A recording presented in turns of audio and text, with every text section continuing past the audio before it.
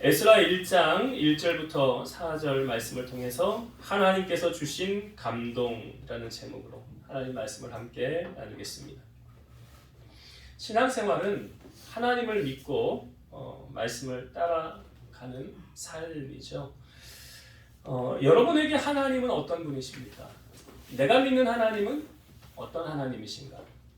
하나님은 성경에 보니까 스스로 계신 자라라고 말씀하시고 내가 거룩하니 너희도 거룩하라 라고 말씀하시고 요한일서 말씀에 보면 하나님은 사랑이시라 라고 말씀하십니다.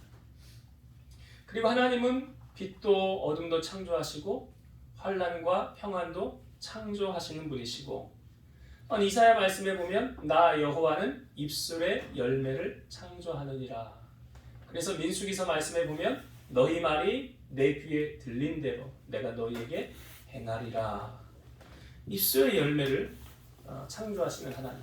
또한 하나님은 공의의 하나님이시라 그가 행한 대로 갚으시는 하나님이시다. 그래서 말씀대로 순종하는 자에게는 성경의 말씀에 보면 땅의 아름다운 소산을 먹을 것이라 라고 말씀하고 그 말씀에 순종하는 자에게 따라오는 축복이 무엇입니까? 바로 형통이라는 것이 따라와요. 주일날 오후에도 말씀을 나누었었지만 형통이라는 것은 내가 잘한다고 되어지는 게 아니죠. 형통은 내가 잘해서 되어지는 게 아니에요. 마치 여러분 나라에서 높은 분이 내려올 때요. 경찰들이 이렇게 신호등 앞에 이렇게 다 서 있잖아요. 무전기 하나씩 들고. 왜 서 있는 줄 아십니까? 야, 조금 있으면 지나가니까 파란불 준비해놔. 조금 있으면 지나가니까 거기 1분 뒤에 파란불 준비해놔. 누가 높은 분이 내려오면 그 신호등 막히지 않게 그냥 쫙 가게 해놓잖아요. 경찰들 나와가지고 보셨죠? 예. 그 형통이잖아요. 그 형통 아니에요. 고속도로 그냥 쫙 갔지. 여러분 우리의 인생에요. 내가 잘한다고 형통되어지지 않습니다. 하나님이 역사해 주셔야 형통할 수 있어요. 근데 그 형통의 비결을 성경이 말하죠. 하나님의 말씀에 순종할 때 형통이라는 것이 따라오는 거예요. 그럼 반대로 불순종하면요. 불순종하면 성경은 이렇게 말하죠. 너희가 칼에 삼켜지리라. 고난을 당하는 거예요. 대표적인 사람이 요나 아닙니까? 요나가 하나님의 말씀을 받았잖아요. 니느웨로 가라. 근데 안 갔잖아요. 불순종하여 가잖아요. 어떻게 되었습니까? 배가 풍랑을 만나게 되었고 요나 때문에 배에 탄 모든 사람들이 다 풍랑을 겪게 된 거예요. 거기서 그친 것이 아니죠. 가지고 있었던 물질적인 모든 손해, 배에 있었던 거 다 버려야 됐잖아요. 식량도 버려야 되고 자기 가족 귀중품도 다 버려야 되고 그래야 사니까. 그러니까 물질적인 손해도 다 온 거예요. 왜 이런 원인이 나타난 거예요? 불순종이잖아요. 말씀의 불순종이에요. 우리가 저번 주에 말씀을 나눌 때 북이스라엘, 그러니까 솔로몬 이후로 북이스라엘 남유다로 두 나라로 나뉘어졌죠. 북이스라엘이 왜 멸망을 당했다고 했습니까? 아수르에 의해 멸망당한. 아이러니하게도 요나가 가서 복음을 전한 니느웨가 아수르의 수도잖아요. 그 나라에 의해서 북이스라엘이 멸망을 당한 거 아닙니까? 근데 왜 멸망을 당했습니까? 그 성경이 말하잖아요.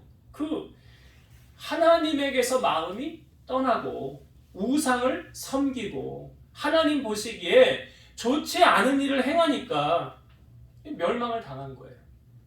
그리고 아수르도 BC 612년에 요나를 통해서 회개하였던 그 민족 12만여 명이나 되는 그 많은 민족이 회개 다시 잠깐 반짝였다는 거 아닙니까?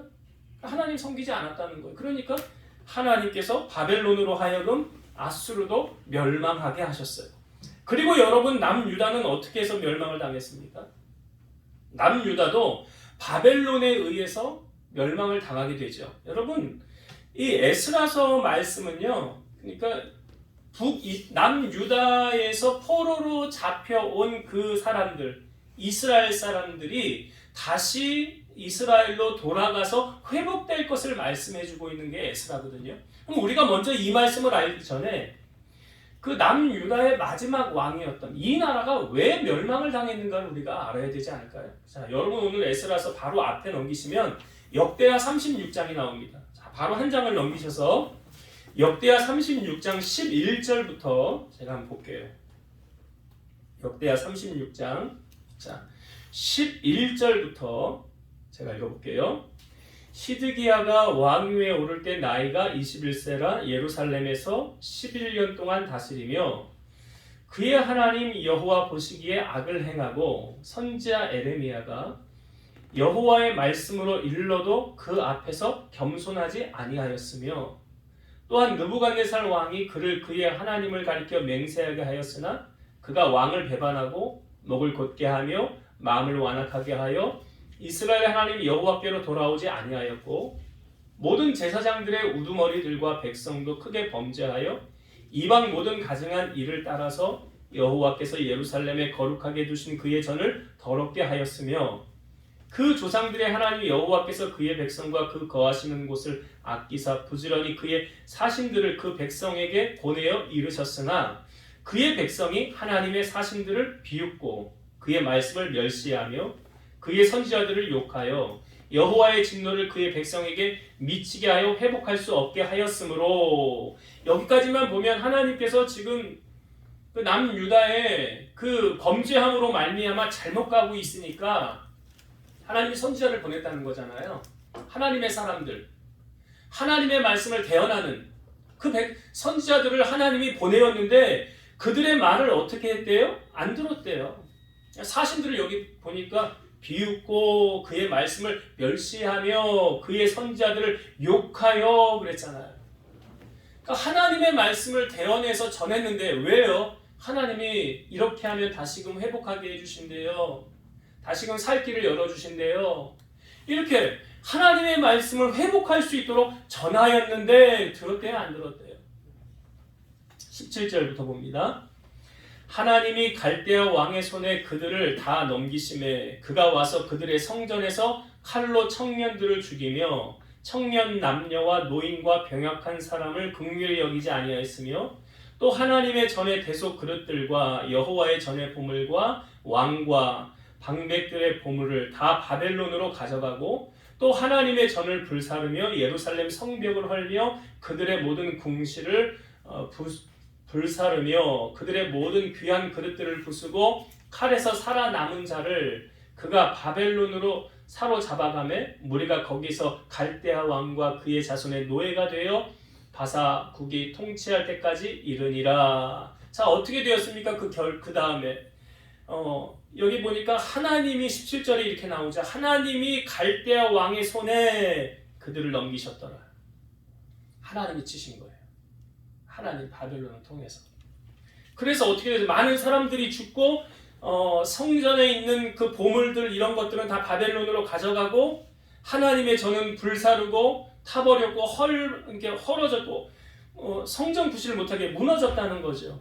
그리고 살아남은 사람들은 어떻게 됐대요? 그 땅에 다 포로로 노예로 잡혀가게 되었더라.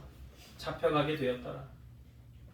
소망이 없어 보이잖아요. 끝난 것 같지 않습니까? 인생 끝난 것 같잖아요. 나라를 잃어버렸잖아요. 이제 회복이 안 될 것 같잖아요. 근데 자 21절의 말씀을 봅시다. 21절 이에 토지가 황폐하여 땅이 안식년을 누림같이 안식하여 70년을 지냈으니 여호와께서 에레미야 입으로 하신 말씀이 이루어졌더라.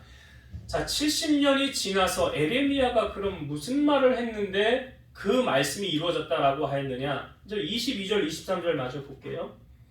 바사의 고레스 왕 원년에 여호와께서 예레미야 입으로 하신 말씀을 이루시려고 여호와께서 바사의 고레스 왕의 마음을 감동시키심에 그가 온 나라에 공포도 하고 조소도 내려 이르되 바사 왕 고레스가 이같이 말하노니 하늘의 신 여호와께서 세상 만국을 내게 주셨고 나에게 명령하여 유다 예루살렘의 성전을 건축하라 하셨나니 너희 중에 그의 백성된 자는 다 올라갈지어다 너희 하나님 여호와께서 함께 하시기를 원하노라 하였더라. 자, 여러분 예레미야가 대체 무슨 말을 했길래 바사왕 고레스가 그 포로된 백성들을 다시 너희 나라로 돌아가라고 하고 노예에서 자유함을 주고 너희들 가서 성전을 지으라 라고 했느냐 이 말이에요. 그러니까 예레미야가 했던 말은 지금 나라가 멸망하기 전에 했던 말 아닙니까?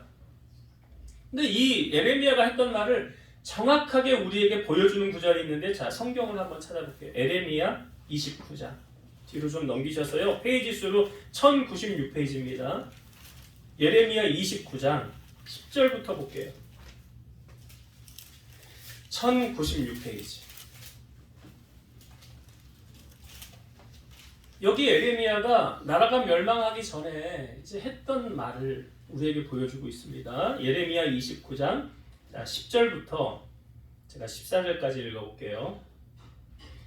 여호와께서 이와 같이 말씀하시니라. 바벨론에서 70년이 차면 내가 너희를 돌보고 나의 선한 말을 너희에게 성취하여 너희를 이곳으로 돌아오게 하리라. 여호와의 말씀이니라. 너희를 향한 나의 생각을 내가 안 하니 평안이요 재앙이 아니니라. 너희에게 미래와 희망을 주는 것이니라. 너희가 내게 부르짖으며 내게 와서 기도하면 내가 너희들의 기도를 들을 것이요 너희가 온 마음으로 나를 구하면 나를 찾을 것이요 나를 만나리라. 이것은 여호와의 말씀이니라. 나는 너희들을 만날 것이며 너희를 포로된 중에서 다시 돌아오게 하되 내가 쫓아보내었던 나라들과 모든 곳에서 모아 사로잡혀 떠났던 그곳으로 돌아오게 하리라. 이것은 여호와의 말씀이니라. 자, 이 말씀이 지금 남유다가 멸망하기 전에 선포되어진 말씀이에요. 뭐라고 말씀하십니까? 너희가 멸망을 당할지라도 70년이 차면 내가 다시 이 땅으로 돌아오게 할 것이라. 그리고 하나님의 마음이 보여지는 게 무엇입니까? 너희를 향한 나의 생각이 이렇다라고 말씀하시면서 평안이요 재앙이 아니니라. 너희에게 미래와 희망을 주는 것이니라. 하나님은 절대로 하나님의 자녀가 망하는 것을 원하지 않으십니다. 잘 되길 원하세요. 이 하나님의 마음이에요. 그러니까 지금 나라가 멸망을 당하기 전에도 계속 선지자를 보내어서 회복할 수 있는 기회를 주신 거잖아요. 돌이켜라, 돌이켜라. 선지자를 보내시면서. 근데 그들이 듣지를 않았던 거죠. 그러나 하나님께서는 이렇게 말씀하시고 너희가 나를 구하면 나를 만나리라 그러잖아요. 나를 간절히 찾아라 그러면 나를 만나리라 하잖아요.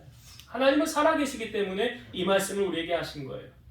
여러분, 하나님이 우리에게 말씀하시면 그 말씀이 이루어집니까? 안 이루어집니까?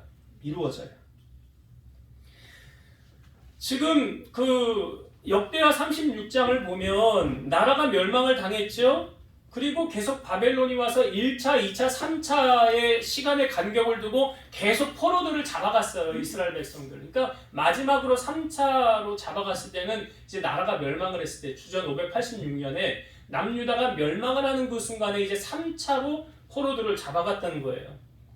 그러니까 그때까지만 해도 이 남유다에 관한 하나님의 말씀, 예레미야가 했던 그 하나님의 말씀이 전혀 이루어질 것 같지 않잖아요. 그렇게 보이지 않잖아요. 그런데 오늘 성경에 보니까 70년의 세월이 지나서 하신 말씀이 이루어지는 것을 우리에게 보여주고 있어요.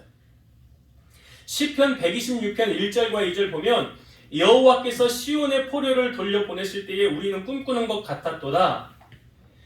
그때 우리 입에는 웃음이 가득하고 우리 혀에는 찬양이 찼었도다. 그때 문나라 가운데서 말하기를 여호와께서 그들을 위하여 큰 일을 행하셨다 하였도다. 그러니까 시편 126편에는 그 포로로 잡혀갔던 그 백성들이 회복되어지면서 했던 찬양의 내용이에요. 마치 우리 지금 꿈꾸는 거 아니에요? 우리 다시 꿈꾸는 것 같아 하면서 웃음이 가득하고 찬양이 찼었도다. 그리고 말하기를 여호와께서 큰 일을 행하셨다. 예레미야 33장 2절과 3절 일을 행하시는 여호와 그것을 만들며 성취하시는 여호와 그의 이름을 여호와라 하는 이가 이와 같이 이르시도다. 너는 내게 부르시리라. 내가 너에게 응답하겠고 네가 알지 못하는 크고 은밀한 일을 내게 보이리라. 여러분, 하나님은 못하시는 것 없죠? 잃었던 나라로 다시 세우시는 분이 하나님이세요. 그런데 하나님께서 그 나라를 세우실 때 어떠한 방법을 사용하셔서 일하셨습니까? 자, 바사의 고레스라는 왕을 하나님께서 사용하셨어요. 자, 오늘 우리가 읽은 본문으로 다시 돌아와 볼게요. 에스라 1장 1절부터 다시 한번 볼게요. 오늘 본문의 말씀. 바사왕 고레스 원년에 여호와께서 에레미야 입을 통하여 하신 말씀을 이루게 하시려고 바사왕 고레스의 마음을 감동시키심에 그가 온 나라에 공포도 하고 조소도 내려 이르되 바사왕 고레스는 말하노니 하늘의 하나님 여호와께서 세상 모든 나라를 내게 주셨고 나에게 명령하사 유다 예루살렘의 성전을 건축하라 하셨나니 이스라엘 하나님은 참신이시라. 너희 중에 그의 백성된 자는 다 유다 예루살렘으로 올라가서 이스라엘 하나님 여호와의 성전을 건축하라. 그는 예루살렘에 계신 하나님이시라. 그 남아있는 백성이 어느 곳에 머물러 살든지 그곳 사람들이 마땅히 은과 금과 그 밖의 물건과 짐승으로 도와주고 그 외에도 예루살렘에 세울 하나님의 성전을 위하여 예물을 기쁘게 드릴지니라 하였더라. 여러분, 그 노예를 자기 집에 이렇게 부렸던 사람이요, 그 노예를 놓아주기가 쉬울까요? 그러니까 출애굽할 때 이스라엘 백성들이 모세를 통해서 바로에게 우리 민족을 놓아달라고 할 때 바로가 손쉽게 그래 알았어 너희 민족으로 돌아가 너희 땅으로 돌아가 했나요? 아니죠. 쉽게 허락하지 않았어요. 재앙을 10가지를 내렸어요. 그 마지막에 바로가 자기 아들 죽는 것을 보면서 이제는 안 되겠구나 두 손 든 거 아닙니까? 안 보내겠다는 거였어요. 안 보내겠다는 거예요. 그런데 지금 고레스가 자기 나라의 포로로 노예로 살고 있는 그 민족 전체를 그 예루살렘으로 돌려보낸다는 것이 쉬울까요? 어려울까요? 인간의 생각으로는 불가능한 거예요. 쉽지 않은 거예요. 그런데 그가 그 민족의 전체를 왜 다시 돌려보낼 수 있었습니까? 바로 살아계신 하나님의 명령이기 때문에 그래요. 하나님께서 나를 감동시키사 하나님께서 너희들로 하여금 가서 성전을 건축하라고 한다. 그러니까 하나님이 명령하시니까 들어요? 안 들어요? 안 들을 수가 없는 거예요. 하나님의 명령이니까. 여러분, 우리의 신앙생활도 우리는 무엇을 따라가야 됩니까? 말씀을 따라가야 되는 거예요. 신앙생활은 말씀 따라가는 거, 사람 따라가는 거 아니에요. 눈치 볼 필요도 없는 거예요. 하나님이 내게 이렇게 말씀하셔서 나는 말씀을 따라갈래? 말씀 따라가는 거예요. 원수를 사랑하라. 죄를 성수하라. 육신의 정욕을 쫓지 말아라. 그런 거 그 말씀 따라 살아가는 거 아닙니까? 엘리사가 활동하던 시대에 그 아람 군대가 내려와서 사마리아를 둘러싸서 큰 기근이 임했어요. 어느 정도로 심각했느냐? 그 여인들이 이야기를 하기를 야 우리가 먹을 게 없으니까 오늘은 네 아들을 삶아서 먹자. 다 먹고 내일은 내 아들을 삶아서 먹자. 얼마나 먹을 게 없었으면. 근데 정말 그렇게 했어요. 첫날 그 자기 아들을 삶아가지고 같이 먹었다는 거 아닙니까? 그리고 다음날 이제는 네 아들 내놔라 그랬더니 이 여인이 자기 아들을 숨기는 거예요. 근데 왕이 그것을 본 거예요. 그 상황을 왕이 목도를 한 거예요. 그러니까 왕이 뭐라 그래요? 왕이 그거 해결할 수 있습니까? 못해요. 왕도 할 수 없는 일이에요. 왕이 뭐라고 말하냐면 여호와께서 너희를 돕지 않으면 내가 어떻게 너희를 도울 수가 있겠느냐. 하나님이 도와주셔야 해결될 문제지 왕인 나도 어떻게 할 수가 없노라. 그런데 그때 엘리사가 이런 말을 합니다. 이제 내일이면 하나님께서 우리로 하여금 경제적인 회복을 허락해 주실 것입니다. 그러니까 엄청 비쌌던 물건이 싼 값에 허용이 된다는 거예요. 근데 그 옆에서 왕이 의지하는 장관이 듣고 뭐라고 하냐면 하나님께서 하늘에 창을 내신들 그런 일은 없습니다. 그러는 거예요. 그러니까 엘리사가 말합니다. 네가 그것을 목격할 것이다. 그러나 그것을 누리지는 못할 것이다. 다음날 어떤 일이 벌어졌냐면 아람 군대에게 하나님이 큰 함성이 들리게 했어요. 그래서 이 아람 군대 사람들이 야 이스라엘이 연합군을 모아서 우리를 죽이려고 하나보다 우리 도망가자 하고 다 도망갔어요. 그때 성 어귀에 있던 그 나병 환자 4명이서요. 야 우리가 여기서 굶어 죽느니 차라리 성에 들어가서 우리 항복하고 우리를 죽이면 그냥 죽고 먹을 것 주면 그냥 먹자 하고 성에 들어갔더니 아무도 없었던 거죠. 다 가고 없었던 거예요. 그러니까 얘네들 배가 고프니까 먼저 막 먹는 거예요. 그리고 나서 온갖 재물을 다 취해서 자기들이 이제 잘 갖다 놓고 생각하기를 야 우리가 이 좋은 소식을 우리만 알면 어떻게 하겠냐. 지금 어려움에 처해 있는 백성들에게도 우리가 알려야 되지 않겠냐 하면서 이 나병 환자 4명이 가서 백성들에게 말하는 거예요. 아람 군대가 다 떠나갔습니다. 아무도 없습니다. 여러분 나오십시오. 정말 그런가? 하고 백성들이 그 소식을 듣고 이제 확인을 하고 막 나올 때에 그 왕의 장관에 의지하던 그 장관은 성문 옆에 왕이 지키게 했거든요.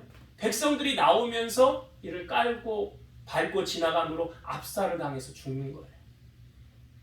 그리고 그 하나님의 역사는, 그 말씀은 모든 백성들이 다 누리게 되었어요.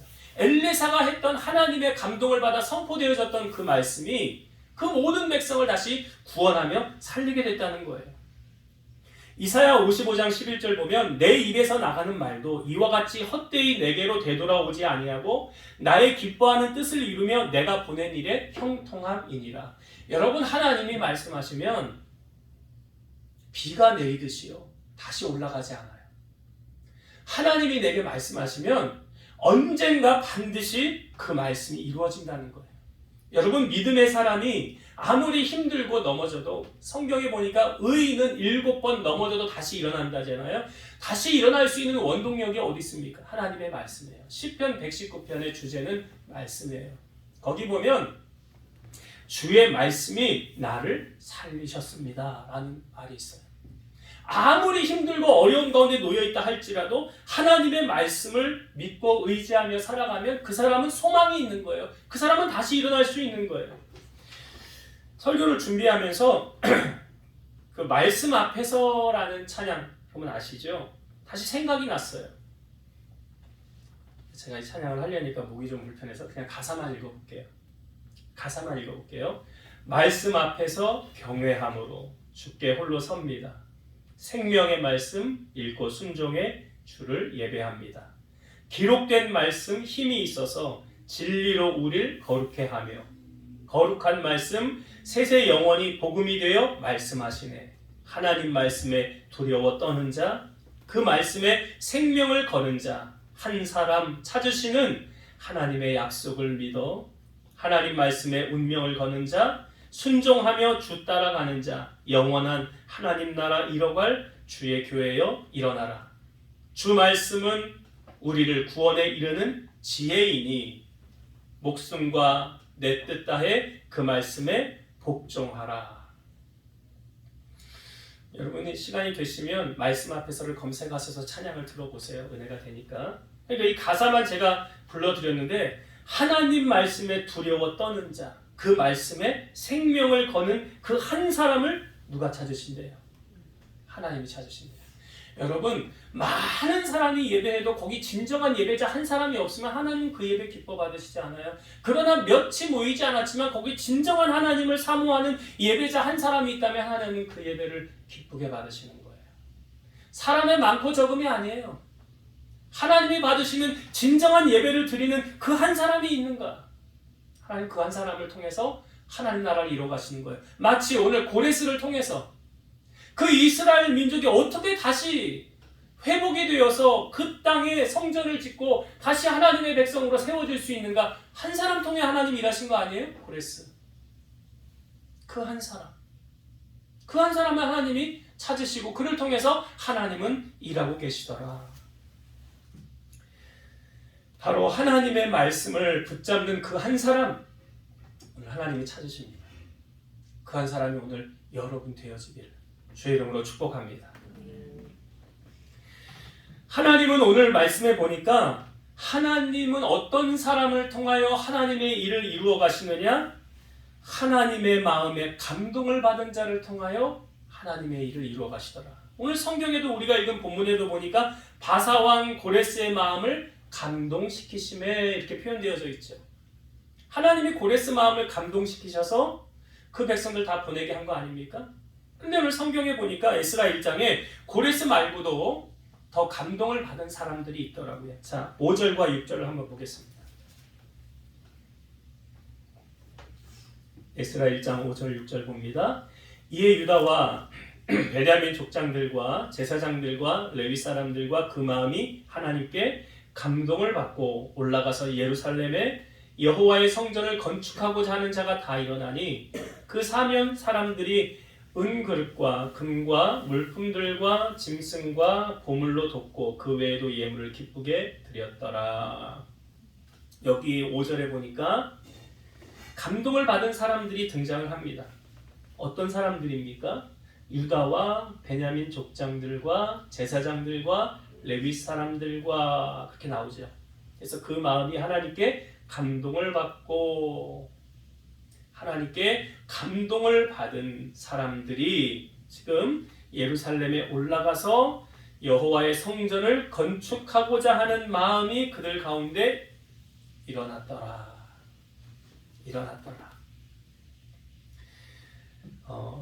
여러분, 하나님의 일은요, 하나님이 감동을 주는 사람을 통해서 일을 이루어 가십니다.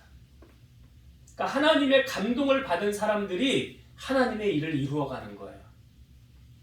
그러니까 지금 고레스를 하나님이 감동시키셨죠? 또 그 포로로 잡혀온 그 유다 사람들, 베냐민 족장들, 제사장들, 레위 사람들이 하나님께로부터 감동을 받았잖아요. 그러니까 하나님의 마음에 감동을 받으니까 마음이 뜨거워지는 거 아니에요? 여러분, 우리가 은혜를 받았다는 게 뭐냐면 내 심령이 뜨거워지는 거예요. 마음이 뜨거워지는 거예요. 은혜를 받았다? 하나님께 감동을 받은 거예요. 성경에 보니까 하나님께로부터 감동을 받은 사람들이 참 많습니다. 성경에 많이 등장을 했어요. 조금 이따가 몇 명 또 소개를 하려고 그러는데 그 중에 하나님께로부터 아주 영원한 축복의 약속을 받은 사람이 있어요. 여러분 잘 아시는 사람, 하나님의 마음에 합한 사람 누굽니까? 다윗이죠. 자, 다윗이 그 하나님께로부터 뭐 감동을 받아 자기가 하나님 앞에 이것을 행하고자 했어요. 근데 그 부분을 우리가 성경을 한번 봤으면 좋겠어요. 자, 사무엘하 7장을 한번 찾아봅시다. 사무엘하 7장. 사무엘하 7장. 자, 1절부터 한번 볼게요. 사무엘하 7장은 구약 성경 473페이지입니다. 구약 473페이지. 사무엘하 7장 1절부터 제가 읽어볼게요. 여호와께서 주위의 모든 원수를 무찌르사 왕으로 궁에 평안히 살게 하신 때에 왕이 다윗이죠. 선지자 나단에게 이르되 볼지어다 나는 백향목 궁에 살거늘 하나님의 궤는 회장 가운데 있도다. 나단이 왕께 아뢰되 여호와께서 왕과 함께 계시니 마음에 있는 모든 것을 행하소서 하니라. 그러니까 다윗의 마음에 뭐가 있었던 거예요? 나는 화려한 백향목 궁에 있는데 하나님의 궤는 회장 가운데 있도다. 그러니까 내가 하나님을 위해서 뭐 성전 건축하고 싶다 이거잖아요. 그 마음 아닙니까? 자, 4절.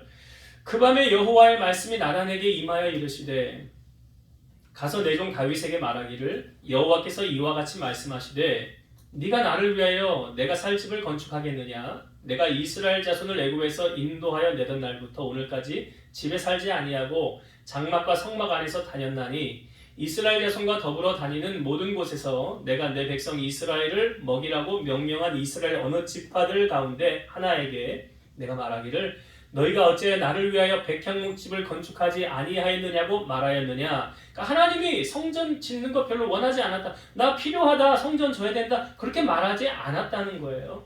8절. 그러므로 이제 내 종 다윗에게 이와 같이 말하라. 만군의 여호와께서 이와 같이 말씀하시기를 내가 너를 목장 곧 양을 따르는 데에서 데려다가 내 백성 이스라엘의 주권자로 삼고 내가 가는 모든 곳에서 내가 너와 함께 있어 내 모든 원수를 내 앞에서 멸하였은즉 땅에서 위대한 자들의 이름같이 내 이름을 위대하게 만들어 주리라.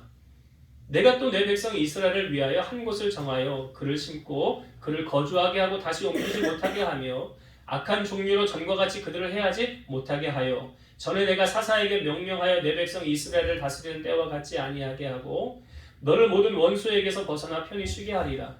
여호와가 또 내게 이르노니 여호와가 너를 위하여 집을 짓고 내 수완이 차서 내 조상들과 함께 누울 때에 내가 내 몸에서 날 내 씨를 내 뒤에 세워 그의 나라를 견고하게 하리라. 그는 내 이름을 위하여 집을 건축할 것이요 나는 그의 나라 왕위를 영원히 견고하게 하리라.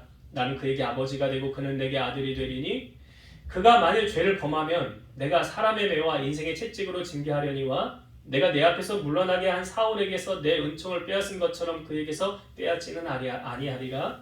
내 집과 내 나라가 내 앞에서 영원히 보존되고 내 왕위가 영원히 견고하리라 하셨다 하라. 나단이 이 모든 말씀들과 이 모든 계시대로 다윗에게 말하니라.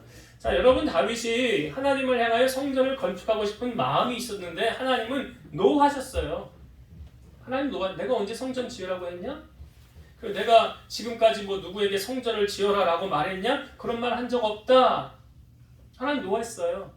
그런데 그 다음에 하나님이 다윗에게 하셨던 축복이 무엇입니까? 내가 너 이름 유명하게 만들어주고 너 이제 옮겨 다니지 않고 정착하게 만들어주고 내가 너 후손에서 영원히 왕이 나오게 될 것이고 내가 너와 그 사울에게서 은총을 빼앗은 것처럼 빼앗지 않고 내가 영원히 너의 집과 내 나라가 그 왕위가 영원히 견고하게 하리라. 하나님이 왜 다윗에게 이 축복을 하신 겁니까? 하나님 감동받은 거잖아요. 하나님이 감동받은 거라고요. 하나님의 아무런 목적과 뜻 없이 다윗에게 이런 축복을 하시지 않아요. 하나님이 감동받으시니까 뭐 때문에 감동받은 거예요? 다윗 너 나한테 마음이 있구나 이거예요. 다윗 너 나한테 마음이 있구나. 그래 그 마음 알았어. 이거 아닙니까? 여러분 우리가 신앙생활을 하는 건요. 하나님께 감동을 받아 하는 거예요. 간혹 우리가 뭐 어떤 예물을 드릴 때도 뭐 다윗은 지금 성전을 짓겠다고 말하는데 다윗이 성전을 짓지는 못했어요. 솔로몬 그 아들이 성전을 지었는데 모든 준비는 다 해놨어요. 역대상 29장 14절 나와 내 백성이 무엇이기에 이처럼 즐거운 마음으로 드릴 힘이 있었나이까 모든 것이 주께 말미암아 싸우니 우리가 주의 손에서 받은 것으로 주께 드렸을 뿐이니이다. 내가 주님께 받은 거 다시 주님께 돌려드렸대요. 역대상 29장 16절 우리 하나님 여호와여 우리가 주의 거룩한 이름을 위하여 성전을 건축하려고 미리 저축한 이 모든 물건이 다 주의 손에서 왔사오니 다 주의 것이니이다. 그러니까 주님께 받은 거 내가 다시 주님께 돌려드립니다 이거잖아요. 이런 분들 많이 봤어요. 교회에서 성전을 짓는데 자기 집 팔아서 성전 건축 드리더라고요. 전세 살던 사람이 전세금을 빼서 성전 건축 헌금 드리더라고요. 그리고 월세 살아요. 여러분 이거 누가 시킨다고 할 수 있겠습니까? 하나님 감동 없이는 불가능한 거예요. 하나님의 일을 위한 헌신에는 하나님이 반드시 보상해 주시는 거예요. 여러분 우리가 하나님의 감동적인 차원에서 우리가 지금 말씀을 나누는데요. 우리가 하나님 앞에 뭐 11조 드리는 거, 예물 드리는 거 감동받아 하는 겁니까? 이건 아니에요. 그건 그냥 말씀에 하라고 하니까 순종해서 하는 거지 그것은 감동을 받아 하는 게 아니에요. 차원이 다른 거예요. 하나님의 감동을 받는다? 수준이 다른 거예요. 그런데 이 모든 일을 여러분 하나님이 우리에게 마음의 소원을 두고 행하시는 거예요. 빌립보서 2장 13절 너희 안에서 행하시는 이는 하나님이시니 자기의 기쁘신 뜻을 위하여 너희에게 소원을 두고 행하게 하시나니 하나님께서 우리에게 소원을 두고 행하게 하신다라고 말씀하고 있어요. 그러니까 교회는 하나님의 감동받은 자들에 의해서 이끌어져 가는 게 맞아요.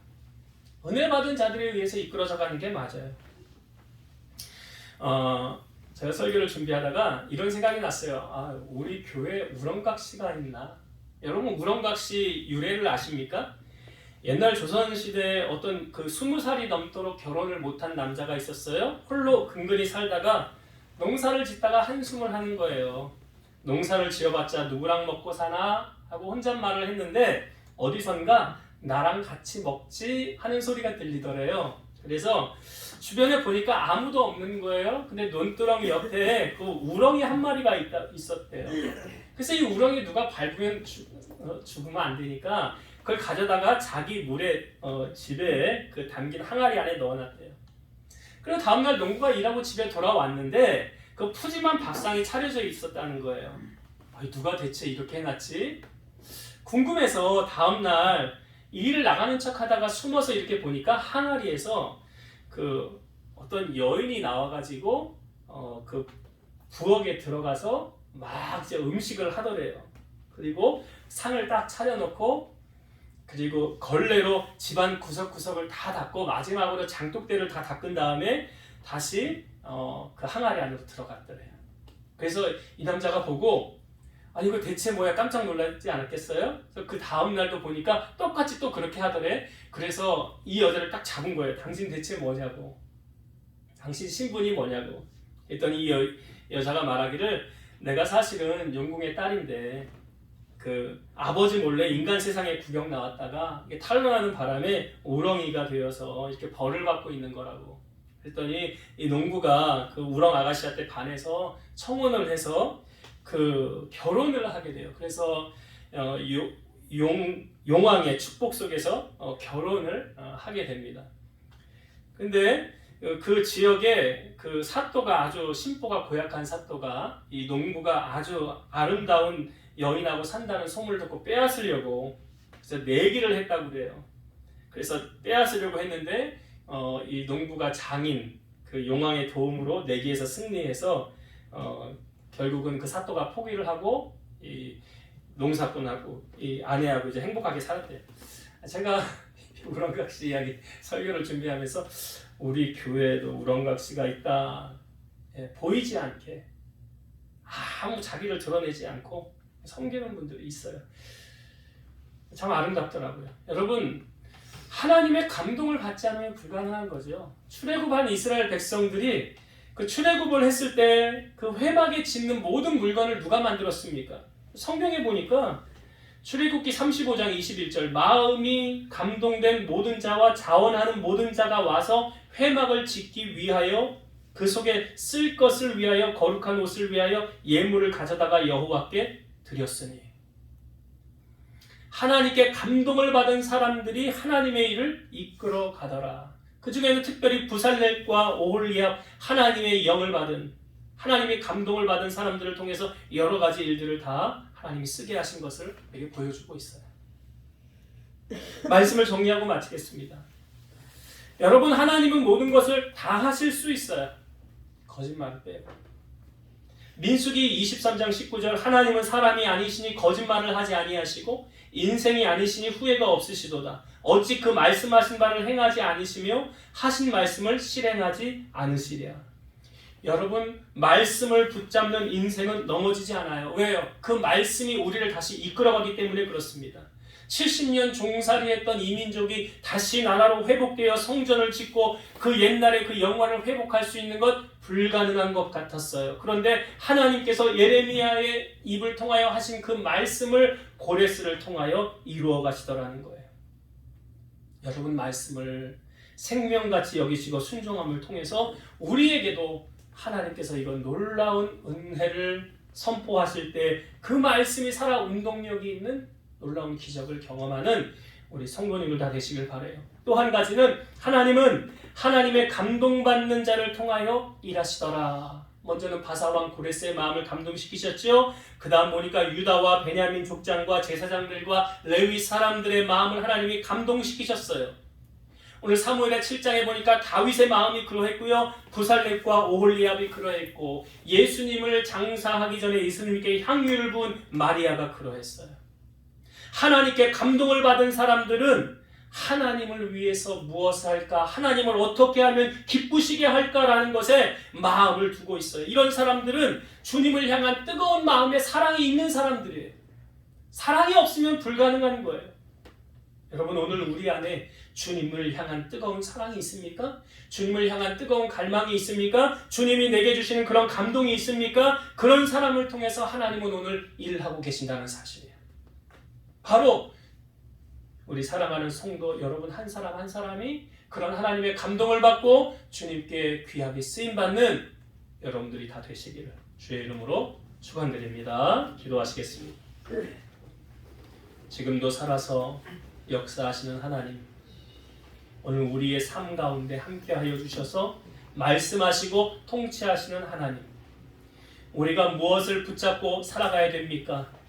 예수님께서도 사람이 떡으로 살 것이 아니라 하나님의 입에서 나오는 모든 말씀으로 살 것이라 하셨사오니 어리석게 세상에 썩어지고 없어질 것을 붙들고 살아가는 우리가 아니라 영원히 살아계시는 하나님의 말씀을 붙잡고 살아가는 우리 성도들이 다 되게 하여 주옵소서.